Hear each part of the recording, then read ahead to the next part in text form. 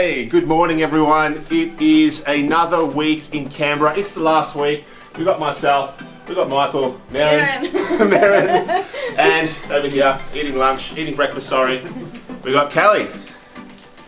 It was a rough night last night. We were here till about 10:15 or so. Hopefully today, it's a little bit of a shorter day. I have a feeling it's going to be a long day though. It's probably going to be 9 till 10, 11 again tonight. So it's how it goes sometimes.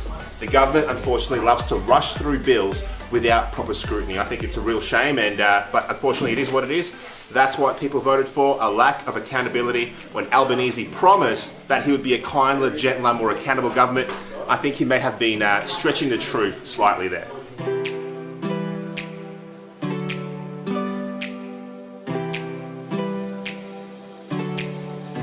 That's a lovely card from Senator Hanson there. I'm obviously not going to show you what it says because it's personal, but it's a very nice gesture and I really appreciate it, Senator Hanson. Thank you very much.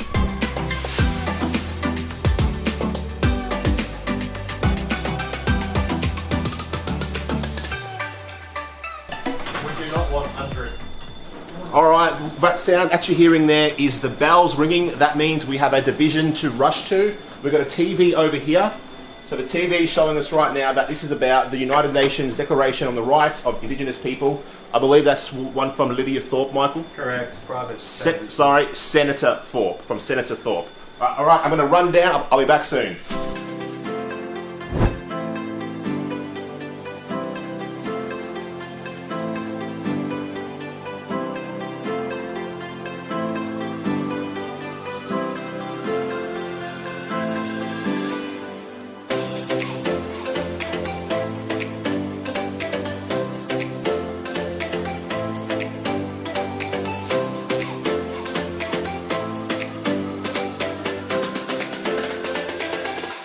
See ya. Yes, hey, Ralph, how are you? Good to see you.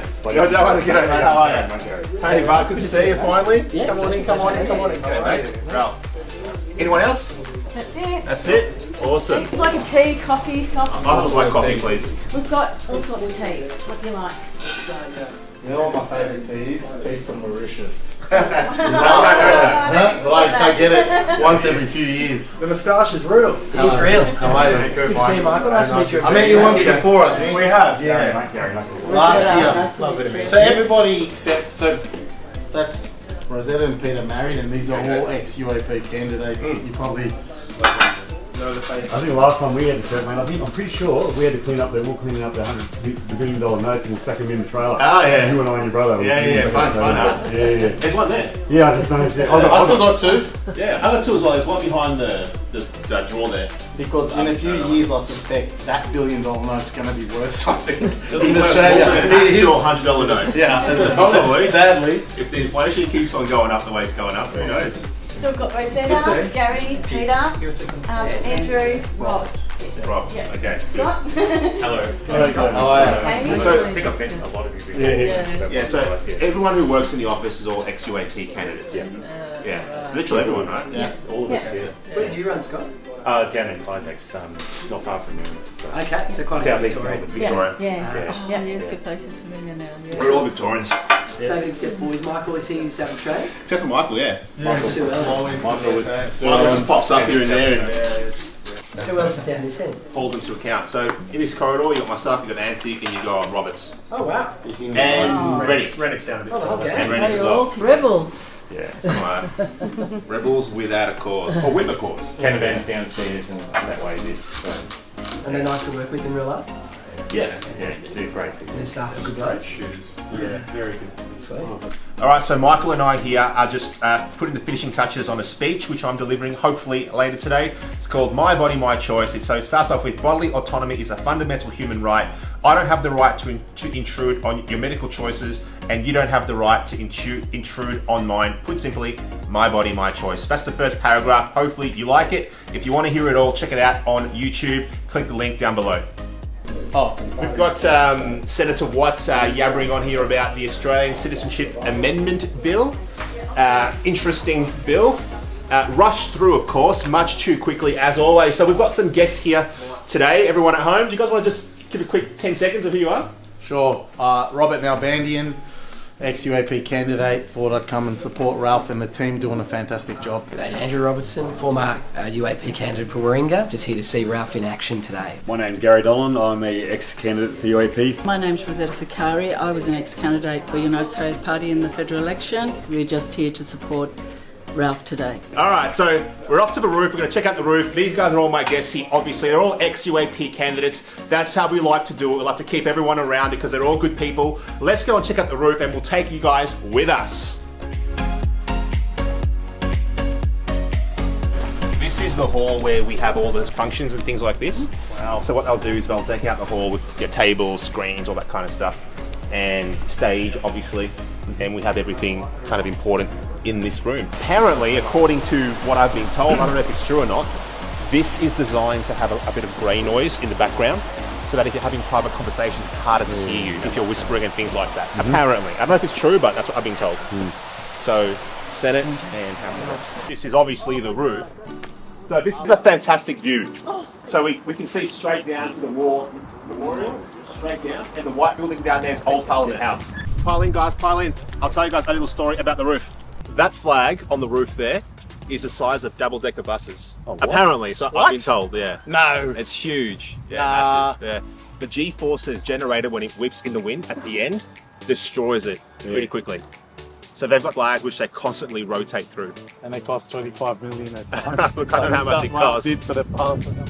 Whatever that one costs, it's worth it. You know, on this building. There's two flag stories I've heard in a week that have bamboozled me because I heard a flag and my wife brought a photo of it. Yeah. A French flag and one of those old Endeavour ships. You know the old Endeavour ships? You never thought much of them? Like, it's the French flag. Yep. They brought it down and showed you how big it was. It's like, it's the same thing. It's like huge. This massive flag. Huge, one huge. little guy standing at the end of it. Ridiculous. And all the protests that you might see or not see on Facebook or YouTube or whatever happen on that grass down there. What you do? Look, it's challenging. Yeah.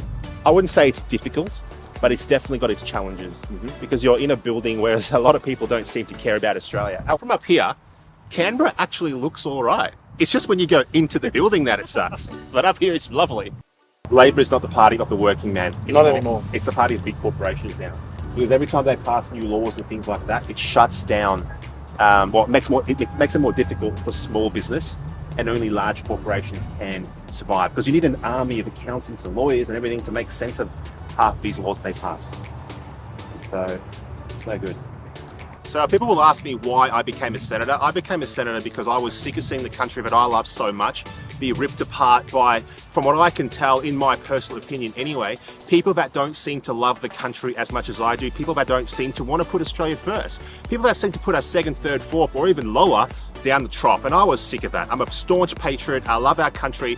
My family came here when I was very young, and this country has given me so much, and I had to give back. So that's why I decided to run for the Senate, and thank God I got elected, and I'm here to be able to push an Australia First attitude in this building. And I hope at the next election, more of you stand up, because the big problem that we have right now in our nation, the big problem is the average everyday person not taking enough of an interest in politics. If you don't take an interest in politics, you end up being governed by your inferiors. That's what happens. And the worst thing about this place is it's full of career politicians, people that have wanted to lord over you and make decisions about your life forever. We can't have that. A politician should be an average everyday person from your suburb, from your community, from your state, that just wants to give back to their country, their state, their community, and then once they're done, go back to the normal world. You should not sit in this building for 20 years, 15 years, whatever it is, getting stale, getting disconnected. That's not right. We've got to put an end to the career politician. It really looks nice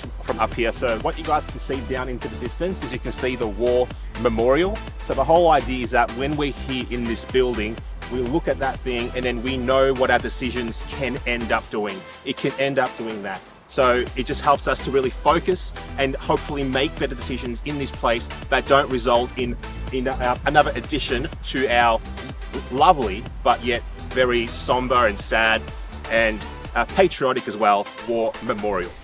John's is a good one. That's a really good portrait. In the background, yeah. The best portrait, in my opinion, in this building is Tony Abbott's. Can you just not picture Tony Abbott doing exactly this? This is the perfect encapsulation of Tony Abbott right here. Perfect.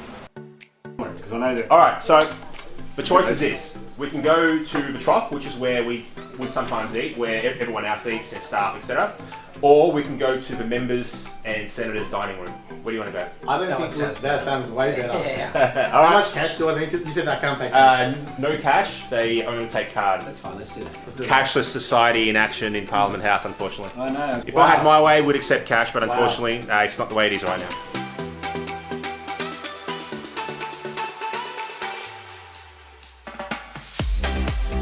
This government, they promised lower electricity prices. What did we get? We got higher prices. They promised cheaper mortgages. What did we get? What did we get? 18 months and 12 rate rises. That's what we got. And thousands of Australians becoming homeless every single month. This government, they promised us that they had a plan to do what? Oh, we've got a plan to lower the cost of living. Okay, what do we get? Grocery prices that require people to sell their firstborn child to pay the bill at the checkout. This government promised higher wages. Senator Babbitt, please resume your seat. Senator Billick. I'm actually really offended. Point of order. I'm very offended by the fact that you're talking about people selling their firstborn children. I'm very offended by that. I take very personal, deep offence to Senator that comment, Billick. and I would like Senator it withdrawn at Senator once. Billick, thank you. You've made your point of order.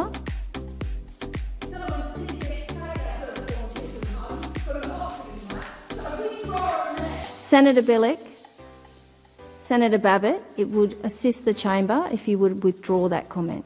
I don't think I will withdraw that because the Senate is a place for robust debate, and that's what is happening right now, robust debate. Senator Babbitt, I'm advised by the clerk I've asked you to withdraw, therefore you are required to withdraw. No, I will not withdraw.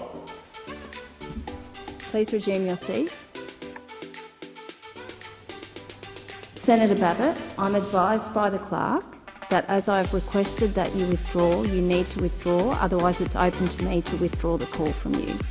What I'd like to hear, President, is an explanation as to why... Senator Babbitt, this is not All right, a fine. point If for this is debate. chamber, I'm happy to withdraw. I want to move on. Thank you, Acting Deputy President. Can I continue? You have the call. Thank you, thank you, thank you. Now, this government, what they do, they promise higher wages. What do we get? The biggest income decline in the developed world. That's what we got. The largest fall in living standards of any advanced economy. Hey, wasn't that a great speech? Well, I thought it was great, but the Labor senator didn't seem to think so. I think the Labor senators are a little bit too touchy, and they're probably so touchy because they are such a failure at governing. The worst government in my generation, in my personal opinion, a one-term government. That's what they are.